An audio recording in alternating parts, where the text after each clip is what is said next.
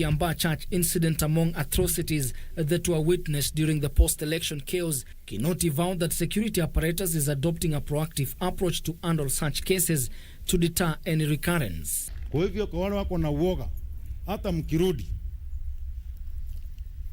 wajaribu tu. Iko wengine wataona haya, lakini mimi nawaambia tu wajaribu.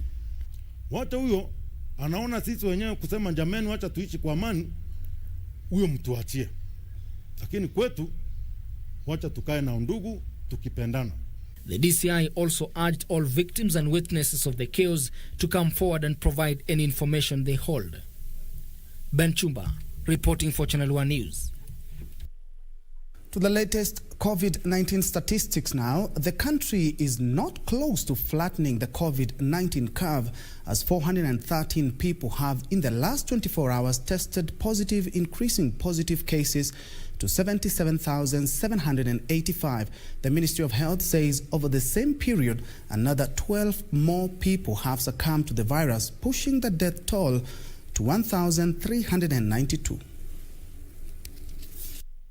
Out of the 413 positive 19 cases confirmed in the last 24 hours, Nairobi County leads with 229, Mombasa has 14 cases, Kiambu has 22, Busia recorded 18, Uasin Gishu had 15, while Kajiado capped the top 6 list with 12 new cases.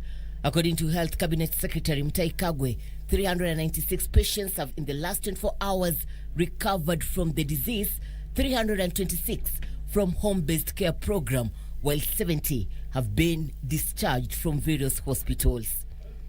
The total recoveries nationally are 51,903. 12 patients have succumbed to the disease, bringing cumulative fatalities to 1,392. The national government says 1,182 patients are admitted in various hospitals, while 7,142 are on home-based isolation and care. 52 patients are in the intensive care unit, 32 whom are on ventilatory support, while 16 are on supplemental oxygen. Meanwhile, church organizations under Kubali Consortium want the National Hospital Insurance Fund to rescind its decision of not funding COVID-19 treatment. The consortium has launched an initiative dubbed Kubali Campaign, aimed at training church leaders to provide psychosocial and material support to the vulnerable in the society. Irene Mchuma Udim, Channel 1. The University of Oxford in England has developed a coronavirus vaccine that, according to a large-scale trial, shows it can stop 70% of people developing COVID-19 symptoms. The Oxford AstraZeneca vaccine is currently in the final stages of testing. The development has been described as both a triumph and a disappointment after vaccines by Pfizer and Moderna showed 95% protection. The global race to find a vaccine for the dreaded deadly novel coronavirus is steadily picking up. Scientists across the globe working around the clock to ensure the severity of the disease is at the very least controlled. Researchers from University of Oxford in partnership with AstraZeneca are the latest to offer a ray of hope after developing a vaccine which has a 70% success rate. In a tweet, the institution says, "Today marks an important milestone in the fight against COVID-19. Interim data shows the Oxford vaccine is 70.4% effective, and tests over 2-dose regimens shows that it could be 90%. End of quote. This, it says, is one step closer to supplying it at low cost around the world. The Oxford AstraZeneca vaccine is currently in the final stages of testing. The development of the vaccine comes as earlier developed vaccines by Pfizer and Moderna showed 95% protection. It is, however, reported that the Oxford injection is far cheaper and is easier to store and supply to every corner of the world than the other two. If approved by regulators, it will still play a significant role in tackling the pandemic. There is also intriguing data that suggests perfecting the dose could increase protection up to 90%. The Oxford researchers have performed the process of developing the vaccine in around 10 months. More than 20,000 volunteers were involved, half in the UK and the rest in Brazil. There were 30 cases of COVID-19 in people who had 2 doses of the vaccine and 101 cases in people who received a dummy injection. When volunteers were given 2 high doses, the protection was 62%, but this rose to 90% when people were given a low dose followed by a high one. It's not clear why there is a difference. Is now focused on the BBI debate, where the process of collecting signatures for the Building Bridges Constitutional Amendment Bill 2020 will be launched on Wednesday this week. The Building Bridges National Initiative Task Force says the exercise will be conducted within 1 week and it targets 4 million signatures. This as ODM party leader Raila Odinga dismissing chances of substantive amendments to the report, saying the train has already left the station. The BBI signature collection exercise is to be launched on Wednesday this week, pouring cold water on those who have been calling for its halt to enable the country deal with the coronavirus pandemic. The BBI National Secretariat says the bill is now ready after it was postponed last week due to late completion and publication of the Constitution Amendment Bill 2020. Najua kuna watu wengi sana wameanza kusema hii process imekwama. But we want to tell them that this process is on and we are going to take off on Wednesday. And the bill is ready. The people who are preparing the bill have told us the bill is here and the bill is ready. Can you now move forward? So we are moving forward. The issue of whether there are changes in the bill or not, you ask the people who are dealing with the bill, not us. The group insisting the process cannot be postponed further, calling on those supporting the initiative to turn up for the exercise that will only last for a week. Correct, actually, we want to correct 4 million signatures. The requirement is 1 million, but we want to ensure that we do more than the minimum requirement. Who has a different view right now? While meeting Mount Kenya leaders, ODM leader Raila Odinga reiterated that it wouldn't be possible to incorporate major changes to the report, considering it was subject of public input for over 2 years. There are people who may have some reservations, but that is as it is. You can never be absolute at all. When you saw when they talked of Brexit, there were those who supported and those who opposed. Referenda are held all over the world, and there are always those who are supporting, those who are opposing. That is what democracy is all about. Leaders from the region vowing to drum up support for the report, saying the constitutional changes will bring equity in governance in the country. As the people of Mount Kenya, we do recognize our past marginalization. We do recognize the gains coming from the BBI initiative, and we will stand with the process. This as the Kenya Muslim National Advisory Council promised to rally behind the document, differing with SUPKEM that has contrary opinion. BBI itaondoa kabisa ile tabia ya the winner takes it all, kwamba chama cha kisiasa kikipigiwa kura na kushinda kinaunda serikali peke yake. Suleiman Yeri, Channel 1 News. Away from that, the Ministry of Environment has extended the moratorium on logging in public and community forest, which was imposed in the year 2018. Environment Cabinet Secretary Keriako Tobiko said the decision was reached after considering recommendations of both the Board of Management of the Kenya Forest Service and the multi-agency team that was involved in mapping the country's forest resource.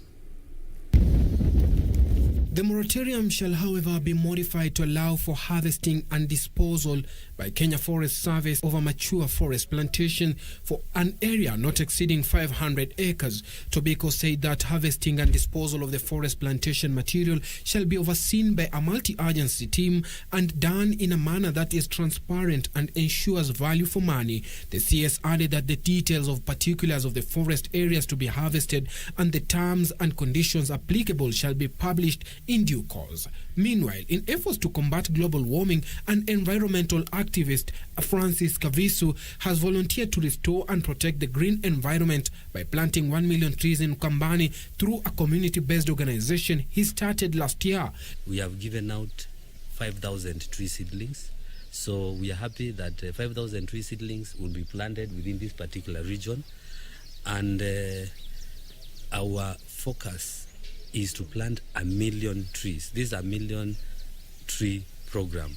Kavisu has already planted 5,000 tree seedlings with the help of 27 local groups and is calling on residents to start the culture of planting trees in their land. Suleiman Yeri, Channel 1 News. You are indeed watching Channel 1 News Hour. Thank you so much for watching. And I can see Alex Tomokia watching from Kibra, loud and clear. Collins Agesa, you're tuned from Vihiga. Sam Ndunda watching from Nandi County. Hussein Ndege watching live from Sesi Moyale Sub-County. Let's first take a short quick break. We'll be right back with more news.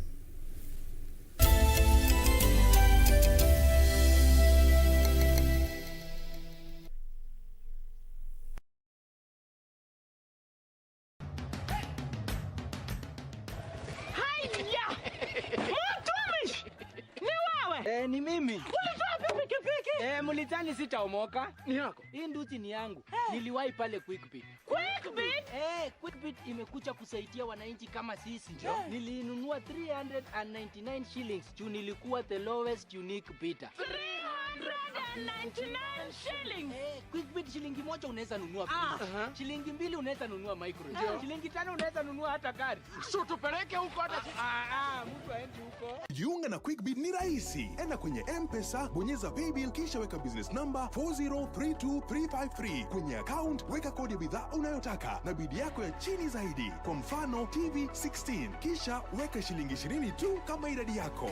Weka bidi yako pia kwenye www.quickbit.co.ke. Kumbuka, bidi ya chini zaidi ya kipekee ndio hununua. Quickbit, bidhaa bora kwa bei ya chini. When the schools shut, the textile sector came to a halt.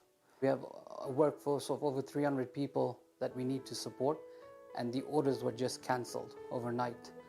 If we had not gone into PPEs right now, we wouldn't be having this opportunity to tell the story of how Equity helped the local sector by procuring locally. Basically, 100% of PPEs were being imported. I don't think a single local textile industry had thought of manufacturing PPEs. So with Equity coming in, we were able to retrain and repurpose a lot of our labor force. And on top of that, we hired an extra 50 to 100 people when the orders got a bit higher. What the local manufacturers achieved, it shows the Kenyan spirit. We were there to protect our front line, which was helping fight this pandemic. And not only did we fight, we made it a product that meets international levels. There's a lot more that we can do locally. Let's explore and let's see what we can do. On the next episode of Ashoka, I order you to go to Takshashila and suspend Sudama, its premier. Once that is done, clearing the path to business will be your priority. But the more we try to beat him, the more his destiny takes him towards his victory. I must do something to ensure that he dies. Get out of here.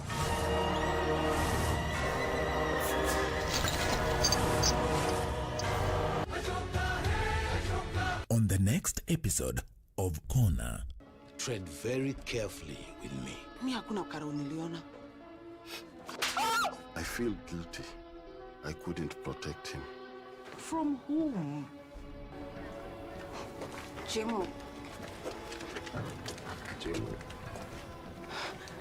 Wewe watch DVD kwanza alafu tamu.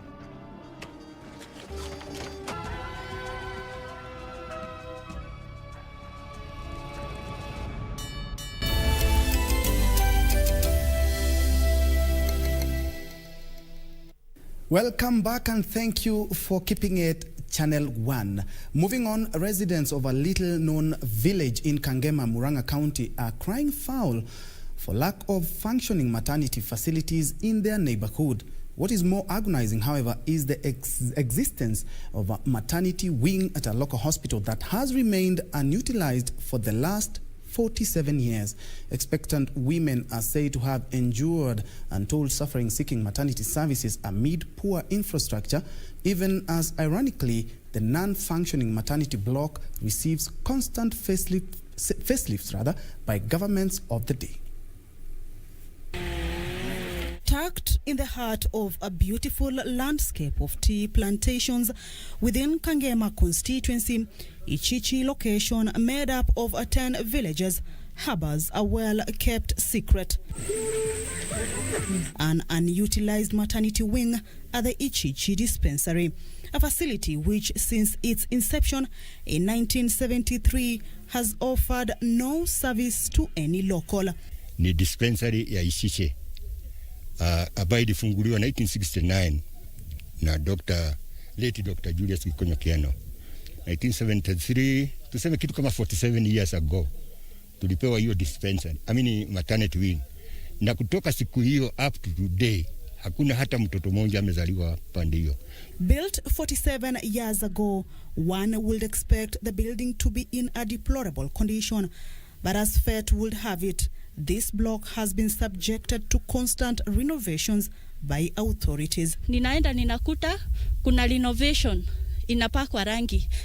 Tunatarajia ya kwamba ukikaa siku kadhaa ukojea ati utakuta services zimeanza za maternity, unakuta hiyo rangi imefade na hakuna services imekuwa. Swali kubwa mtu anaweza kujiuliza ni pesa hakuna, ni wafanyikazi hakuna kwa miaka hiyo 47. Expectant women have endured long journeys in search of maternity services, the poor roads worsening the situation. Some have been forced to adopt alternative ways to reduce the untold pains, such as opting to temporarily rent accommodation close to health facilities ahead of due dates. Wakuje watusaidie juu sisi wakina mama wa Isisi tuko na shida sana huku. Na kama mama sasa ako na uchungu, unaona sasa hiyo hawezi akamake, pengine unakuta watoto wamekufa, wa mama mashinda mingi sana. Sasa tuko na ombi tu moja, mimi nitashinda nikirudia hapo, ya kwamba kama tungesaidiwa hospitali yetu itengenezwe, wa mama wetu waache kuenda safari mrefu. And while it is the joy of every expectant woman to have a safe and calm delivery, locals here spend sleepless nights thinking of the life-threatening and torturous journey to health facilities. Kamchemenza for Channel 1 News. To the corridors of justice now. Nairobi Metropolitan Services Deputy Director of Medical Services Dr. Musa Mohammed and 2 social health workers based at the Mama Lucy Kibaki hospitals will be charged with child trafficking offense. However, the court has cleared the hospital Chief Executive Officer Dr. Emma Mutiso and Hospital Administrator Dr. Regina Musembi of any wrongdoing. Senior Principal Magistrate Bernard Ochoi said the Office of the Director of Public Prosecution had showed investigation had not linked the duo to the crime. Deputy Director of Medical Services at the Nairobi Metropolitan Services, Dr. Musa Mohammed, Clinical Officer Makala Leparan, and Social Worker Selina Award will be charged with child trafficking offenses after the Director of Public Prosecution approved the charges. The prosecution said investigations had shown that the 3 had a case to answer. Mama Lucy Kibaki Hospital CEO Dr. Emma Mutio and Hospital Administrator Dr. Regina Musembi were acquitted of the allegations, which carry a 30-year jail term. Then it's a great relief to them that they are now cleansed and their image now looks a better image in the face of the public and the international world. Also freed were Juliana Mbete, a hospital administrator, and Beatrice Njambi, who is in charge of the newborn unit at the facility. Selina N. Makala will appear before Chief Magistrate Martha Mutuku to take plea, with Dr. Musa expected to take plea after being discharged from hospital. Musa is currently admitted at the Kenyatta National Hospital. Of the 7 medics arrested in connection to the child trafficking ring, 4 have been freed and 3 charged. The suspects were arrested last week when police unearthed a child trafficking syndicate in Nairobi during an operation after it was realized that senior medical officers collude with child smugglers to perpetuate the crime. Elsewhere, Millicent Mudhoni Gethenji, the host of 44 underage school children for a party at the upmarket Nairobi's Mountain View estate over the weekend, has been detained for 7 days for police to conclude investigations. Mudhoni was arraigned alongside 3 suspects who included David Kibe Wambui, George Kamau Mudhoni, and Michael Murega. The prosecution noted that the teenagers were involved in pornography and drugs in the presence of the 4 suspects. The court was informed that David Kibe and George Kamau, who are businessmen in Mountain View area, were involved in the supply of drugs and alcohol to the teenagers. The 3 were remanded at Kabete police station as police pieced together the events leading to the incident. 26 boys and 18 girls aged between 13 years and 17 years were arrested according to a statement by the Director of Criminal Investigations, and are all students in primary and secondary schools in Nairobi, Kiambu and Machakos counties. And Oman Ambassador to Kenya Saleh Suleiman Al-Hadi has hailed the long ties Kenya has had with the Sultanate, saying that his nation is keen on cementing such ties. Meanwhile, residents of Kitengela town are lamenting the never-ending problem of water shortage in the township, accusing both the county and national governments of failing to address the crisis, which they claim has persisted for years now. These and more stories in our county news roundup. Oman Ambassador to Kenya Saleh Suleiman Al-Hadi, who spoke during the commemoration of his country's 50th anniversary, said Kenya and Oman have a unique bond that dates back to hundreds of years when the Sultan of Oman ruled the Kenyan coast and Zanzibar. He said his country is leveraging on the historic ties to showcase the unique culture of Oman, tourism and flourishing economy. Meanwhile, residents of Kitengela Township are lamenting what they term as scarcity of fresh water in the area. The locals, who claim to buy a 20-litre jerrycan of salty water at 20 shillings and 50 shillings for the same jerrycan of fresh water, now want both levels of government to address their plight. Shida tuko nayo kubwa ya maji. Hatuwezi kufika hiyo standard ambayo watu watakuwa na afford kununua maji kwa 50 shillings. Na hasa katika area hii, hata borehole ambayo tuko nazo hazitoshereshi population ambayo tuko nayo. Elsewhere, Nyandarua County government is raising concerns over increased cases of malnutrition in the region. Nyandarua County Health Executive Committee member Dr. John Mungai says despite the county having enough food, children have stunted growth due to lack of proper diet. The concerns coming as experts worry about the increased cases of cancer and other non-communicable diseases in the county. What we have noted in Nyandarua is that we have stunted children. Our children are not growing to the right height. Why? Because as much as they are getting enough amount of food, the quality, the nutrients are not in the right quantities. And the Global Cleft charity Smile Train has unveiled upgraded surgical facilities at the Nyeri County Referral Hospital in efforts to enhance the safety and quality of pediatric surgeries in the county. Smile Train Program Director in East Africa, Jane Ngige Muturi, noted children born with cleft lip and palate require surgery, and their recovery spaces need to give a feeling of comfort and safety. Children with cleft have problem eating, they have problems speaking, they have problems breathing, they're prone to malnutrition. It's actually estimated that 1 in 10 die before they get to their first birthday because they're not able to feed properly, and because of that, they suffer from malnutrition and some of them succumb to it. Elsewhere in Turkana, donkey keepers are calling for the closure of a slaughterhouse in the area. According to the pastoralists, the donkey species risks extinction if the slaughterhouse, which had been closed by the government, continues to operate illegally. Kulingana na ile ripoti ya KALRO ya mwaka wa mwezi wa 6 mwaka wa 2019, ilisemekana ya kuwa punde zinachinjwa zilikuwa zinachinjwa mara 4 kuliko vile zinazaana. Hii ni kumaanisha kuwa kufika miaka fulani, especially walisema 2023, hakutakuwa na punda tena. Meanwhile, over 400 farmers from Kangema constituency, Murang'a County, are accusing Gidambo Tea Factory of frustrating their efforts to seek more returns from another tea factory. The farmers are seeking to join Garachage Tea Factory, which they say will offer them better services. Kuna msaada huwa unakuja unaelekea wakulima, haifiki kwetu. Hatujui inaenda wapi. Tukitaka services nzuri hatusipati. Hapo mwezi wa 8 tarehe 27 tuliibwa majani mingi sana, senta bili ya Gekegie na Doine B. Hiyo chai ikapelekwa Githapo, lakini kufuatilia hiyo manager alisema hakuna kilo mingi ziliingia kwa Githapo. Finally, residents of Gitango village, Kabete constituency in Kiambu County are living in fear of a rising insecurity in the area. In the latest incident, 8 cattle and 40 chicken was stolen and slaughtered in a nearby bush. Kuna watu wanakuja wanachukua ng'ombe zetu, wanaenda kuchinja, zingine wanabeba kwa mangari usiku, zingine wanachinjia huko kwa kichaka. Hizi tu ni patoro. Chifu huku alikataa sisi tujiendee patoro.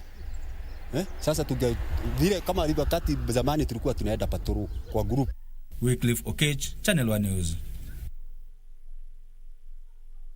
Further afield, Guinea's government has suspended all street protests in what it says is a move to prevent the spread of the coronavirus. Meanwhile, Uganda's Security Minister Eli Tumwine has defended the police after 37 people were killed last week following clashes with supporters of opposition presidential candidate musician Bobi Wine. Details on this and more in our international news briefs. Uganda's Security Minister Eli Tumwine has defended the police after 37 people were killed on Wednesday and Thursday last week following clashes with supporters of opposition presidential candidate Robert Kyangulanyi, popularly known as Bobi Wine. Meanwhile, rights group Human Rights Watch has urged Ethiopia to protect civilians living in Tigray's capital Mekele as government troops advance to the city. Elsewhere, Guinea's government has suspended all street protests in what it says is a move to prevent the spread of the coronavirus. The opposition politician who lost last month's presidential election, Dalien Diallo, had called for mass protests this Wednesday. He failed in his bid to get the result overturned in the courts after alleging elections had been rigged. Guinea has been through a period of political instability since the 82-year-old president Alpha Conde changed the constitution to run for a third term. Dozens of people have been killed in political violence in recent months. And Germany says its forces were prevented from carrying out a full search of a Turkish ship suspected of taking weapons to Libya. The defense ministry in Berlin said its personnel got aboard the vessel but had to abandon the mission after Turkey protested to the European Union. Germany is part of an EU naval mission trying to enforce an arms embargo on Libya. Turkish security forces said the Germans had violated international law by not waiting for permission to start the search. However, they said nothing was found apart from aid supplies and other harmless cargo.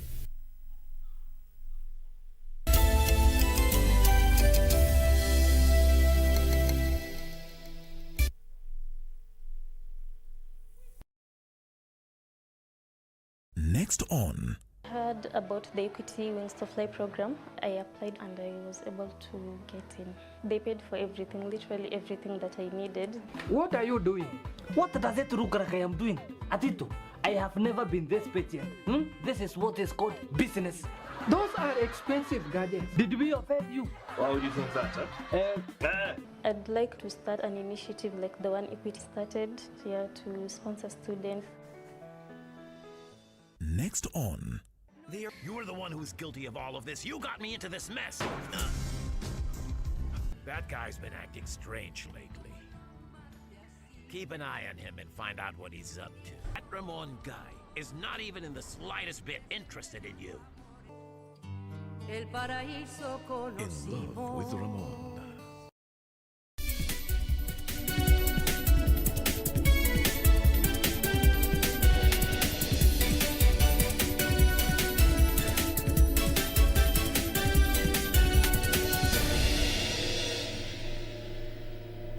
Welcome back. Let's do business, where the national government has contracted a South African expert in advertising to spruce the local conference tourism. The Ricky Taylor company that has been contracted by the Kenya National Convention Bureau is expected to help Kenya activate the strategy on meeting incentives, convention and events MICE. The Ministry of Tourism and Wildlife is keen to leverage the meeting incentives, convention and events MICE as a way of growing revenue given the high amounts that delegates attending conferences spend as compared to those on leisure. This is after the government contracted Ricky Taylor, a leading South African expert in advertising industry, to push the Kenya's conference tourism agenda. Taylor has been tasked with developing a MICE advertising industry strategic plan in efforts to help secure more international meetings to Kenya. This is the vehicle that will go out and position Kenya so that we can win the business. How the business gets distributed will then depend on us here on ground. This comes at a time when the Kenya National Convention Bureau is laying its 10-year strategic plan as well as activation of the MICE strategy for Kenya. We are basing our strategy on 4 key pillars. The first one is competitiveness, what I talked about. We must first develop a MICE brand.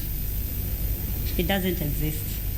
We must position it globally.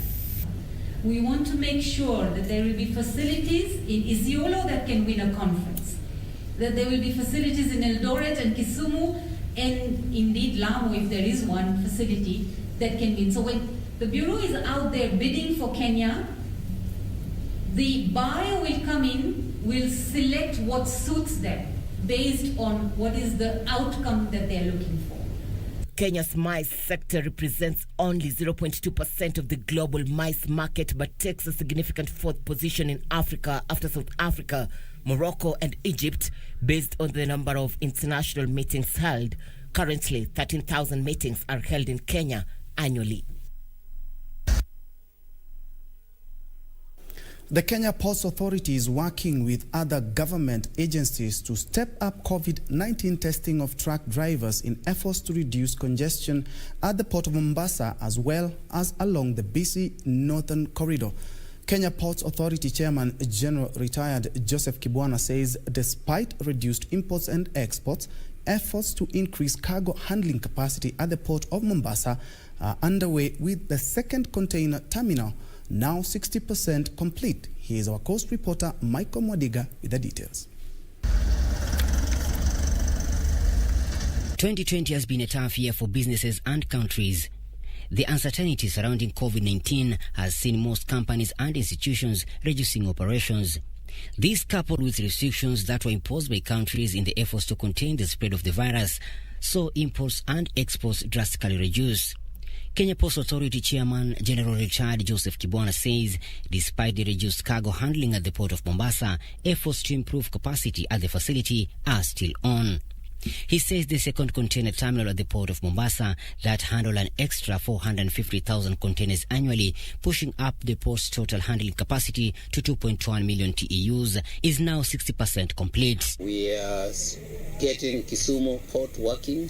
We are also working on improving the feeder ports so that we expand our footprint on the lake, serving our sister countries of Uganda, Tanzania, and Kigali and Rwanda. Lamu Port is coming up very well. The first berth is complete. The first 2 berths will be coming along by October next year, and therefore we'll be proud to say Kenya now has premier ports, and Lamu will be actually one of the most modern ports. After complaints about congestion where bridges along the Northern Corridor as well as around the Port of Mombasa, the Kenya Ports Authority is working with the county government of Mombasa as well as other government and private sector agencies to step up COVID-19 testing of truck drivers. Reporting for Channel 1 Business News from Mombasa County, I'm Michael Mondiga.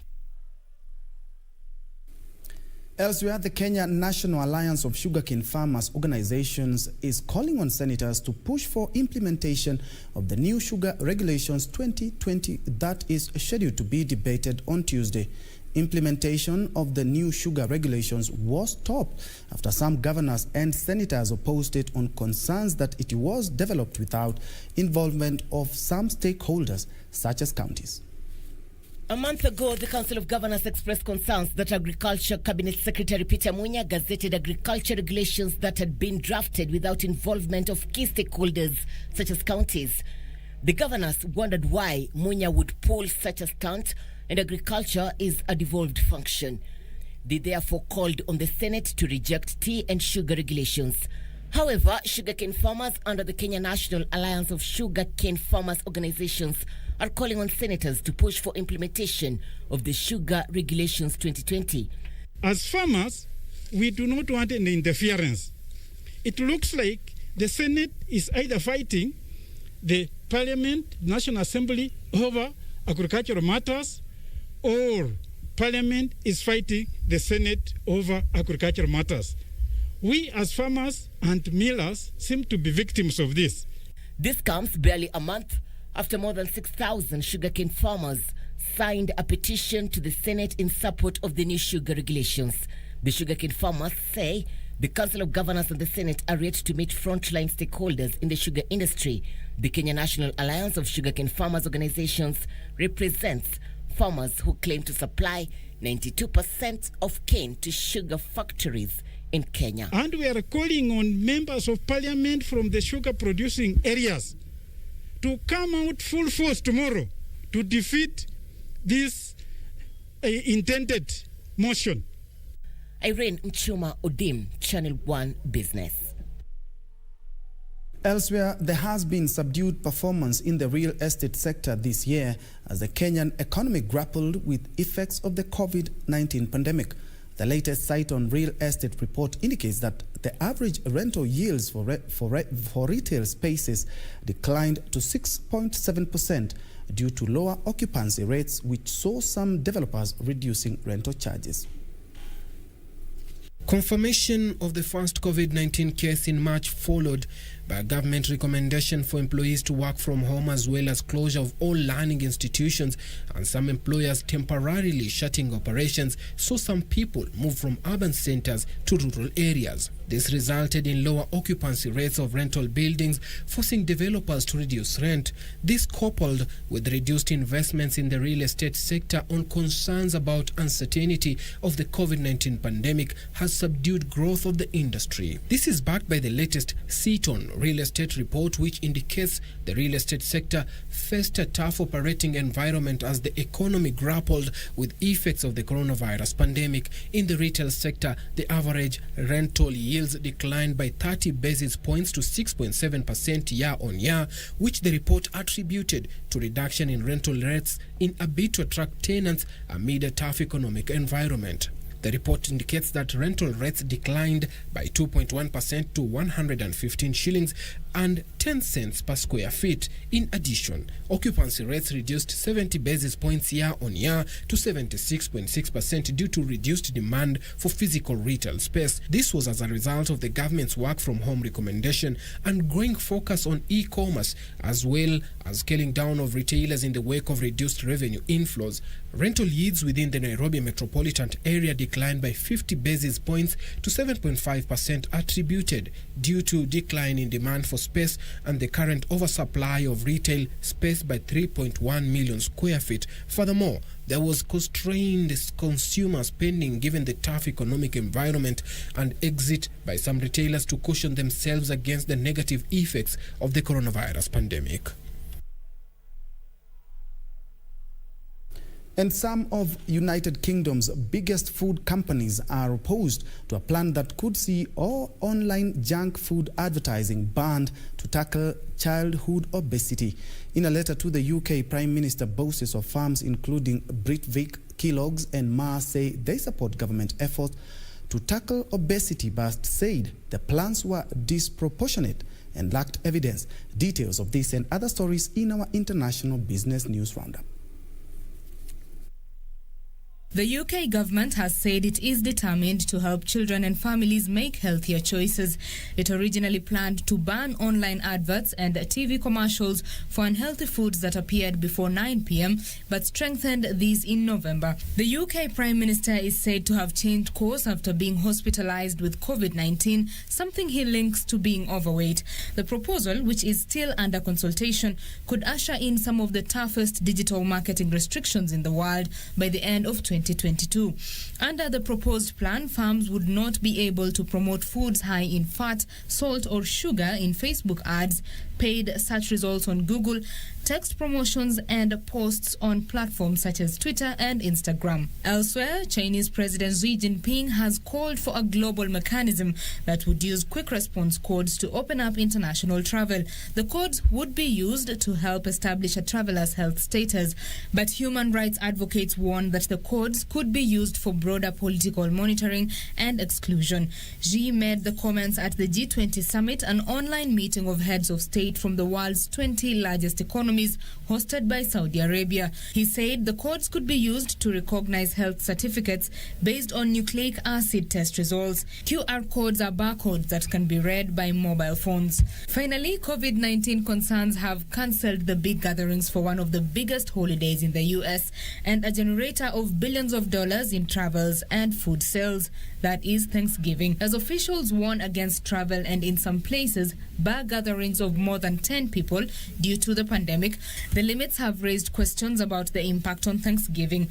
Among poultry producers, the likelihood that small gatherings this year could loosen loyalty to the traditional turkey dinner has raised fears of a surplus of the fowl, especially of larger birds. But a silver lining is popping up for some restaurants, as Thanksgiving takeaway packages are popping up at restaurants across the country, as chefs from Michelin-starred establishments to highway standbys look to reinvent themselves for the COVID era.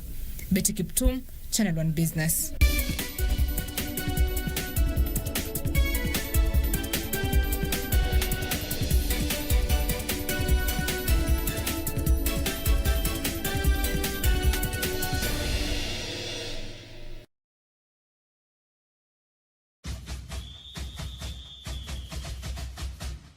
It is an all-Egyptian affair and a first for CAF as two home teams face each other in the final of the 2020 CAF Champions League in Alexandria. Al Ahly will be all out to maintain their dominance in the elite African clubs competition against their arch rivals Zamalek, who are raring for a fight to the death. You cannot afford to miss this thriller on the 27th of November only on your true sports partner, KBC Channel 1 from 10 p.m.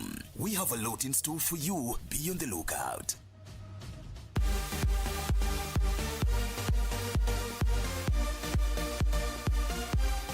They showed their might in the inaugural FIBA AfroCan in Mali with the silverware. They are ready to make it even better in the FIBA AfroBasket 2021 qualifiers in Rwanda. Let's rally behind the Kenya Morans as they take on the opposition from Angola, Senegal, and Mozambique from 25th to 27th of November on your true sports partner KBC Channel 1 in their quest for success. This is just the beginning. Save the dates for the best.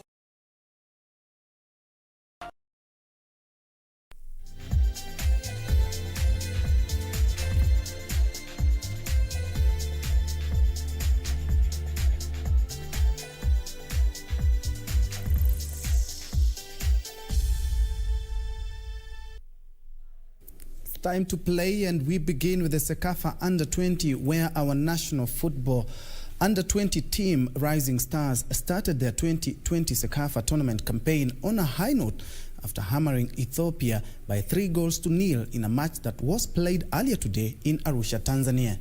The Stars will next play against Sudan this Friday in their final Group C match. Rising Stars showed an exemplary performance in their first match of the ongoing Sekafa tournament in Arusha, Tanzania. The Stars, under the tutelage of Stanley Okumbi, ruthlessly hammered Ethiopia after goals from Benson Omala, who now features for Kenya Premier League Gor Mahia, and Enoch Wanyama and Ronald Reagan gave the team the win.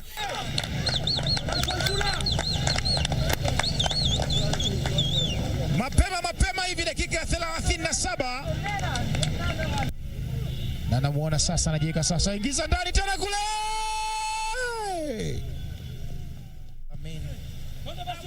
Bayeni anaongoza. Nafasi. Oche, geretenga ile. Kenya will play against Sudan this Friday in their final group match, with the winner of the group qualifying for the semi-finals. The finalist of the tournament and an automatic slot to the Under-20 African Cup of Nations. Akajitahidi lakini ndio hivyo tena. Ni Benson Ocheng yule. Congratulations to our boys. Elsewhere, embattled Confederations of Africa Football CAF President Ahmad has been banned from all football-related activities at both national and international level for 5 years by FIFA. The ban was announced amid the Madagascan officials' campaign to be re-elected for a second 4-year term as the head of the continent's confederation. In a statement, the adjudicatory chamber of the Independent Ethics Committee stated that the committee found Ahmad and FIFA Vice President guilty of having breached Articles 15 and Articles 20 of offering and accepting gifts or other benefits and Article 25 of abuse of position.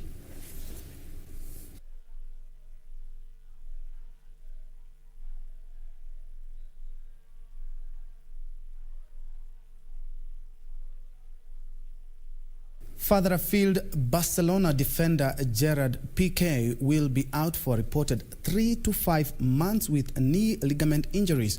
Piqué suffered a knee injury during Saturday's 1-0 defeat by Atletico de Madrid. The defender now joins Ronald Araujo, Sergio Busquets, Ansu Fati and Samuel Umtiti in Barcelona treatment room. The injury has added to coach Ronald Koeman's problems.